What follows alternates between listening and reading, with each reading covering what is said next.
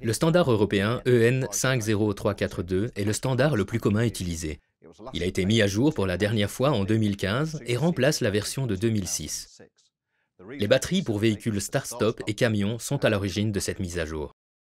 Si vous êtes habitué à travailler avec des véhicules venant d'Asie, vous utiliserez les standards JIS ou SBA. Et si vous travaillez avec des véhicules américains, vous utiliserez le standard SAE pour Society for Automobile Engineers ou le BCI pour Battery Council International. D'autres pays ont leurs propres standards.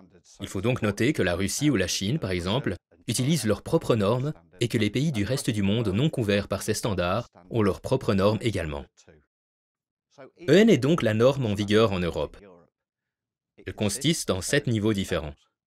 La partie 1 est les procédures de test générales et les process pour nos batteries. Et la partie 6 a été introduite en 2015 pour couvrir les batteries start-stop. Est-ce que quelqu'un sait comment le CCA qui figure sur l'étiquette est déterminé? Il est important de comprendre que la note CCA, en accord avec la norme EN, est basée sur une procédure de test qui est complètement différente de ce que fait un testeur de batterie classique lorsqu'il teste une batterie. Le test EN-CCA est composé de 3 étapes. Lors de la première, la batterie est refroidie jusqu'à moins 18 degrés pendant au moins 24 heures.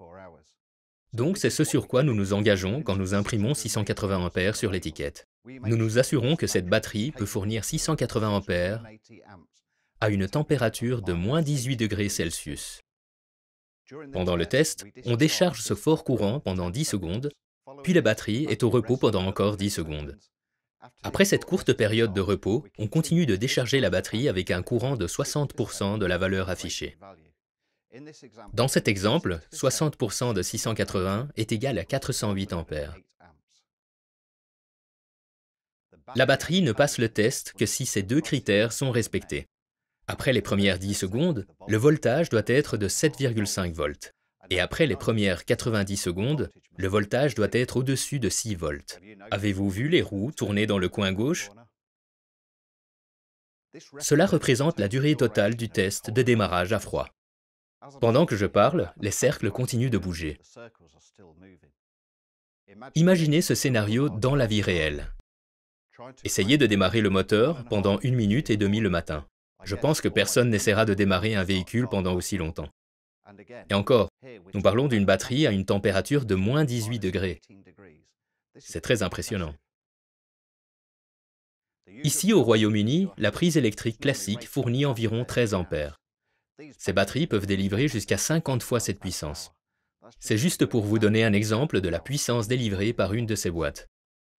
Nous avons donc le CCA tel que défini par les standards européens. Il faut également se rappeler que différentes batteries peuvent avoir différentes normes. Donc, lorsqu'on change une batterie, il faut comparer les normes et s'assurer que l'on installe la bonne batterie. Comme lorsque l'on utilise un testeur de batterie, il faut sélectionner la bonne norme pour la batterie que l'on teste. Ainsi, on sélectionne le bon algorithme pour tester la batterie correctement. En parlant de testeur de batterie, concernant le test dont nous avons discuté en refroidissant la batterie, en testant pendant 1 minute et demie avec un fort courant de décharge, il devient évident que les testeurs classiques utilisent une méthode différente avec un algorithme interne que tente de déterminer le CCA potentiel d'une batterie usagée. Un conseil, ne pas utiliser un testeur sur une nouvelle batterie. Vous obtiendrez juste un résultat non pertinent. Cela ne fournira pas la performance réelle de la batterie.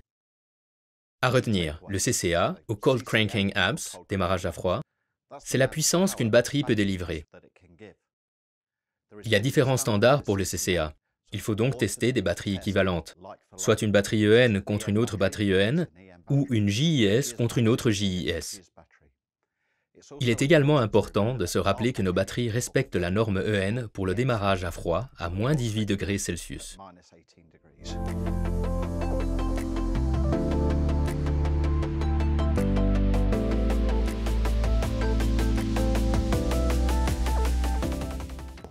Comme il y a des standards différents selon les régions, on ne peut pas tester par exemple une batterie qui affiche 680 ampères-heure selon la norme BCI par rapport à une batterie 680 ampères-heure en norme EN. On obtient simplement des résultats différents. Donc il est très important de tester la bonne batterie selon le bon standard.